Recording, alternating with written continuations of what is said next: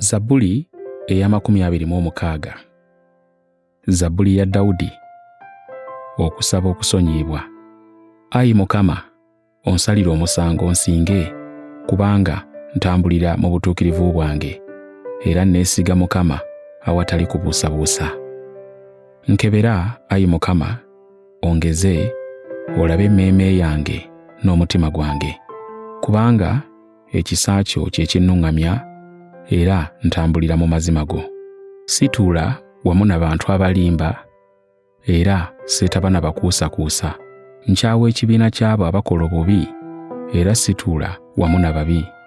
Naanaaba mu ngalo zange okulaga bwe sirina musango, ne ndyoka neetooloola ekyoto kyo, Ayi Mukama, nga nnyimba oluyimba olw'okwebaza, naayogeranga ku bikolwa byo byonna eby'ekitalo.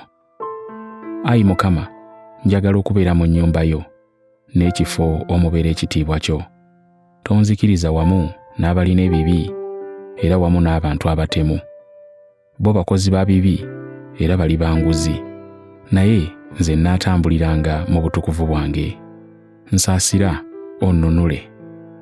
Nnyimiridde mu kifo ekitereevu, neebazanga Mukama mu kibiina ky'abantu.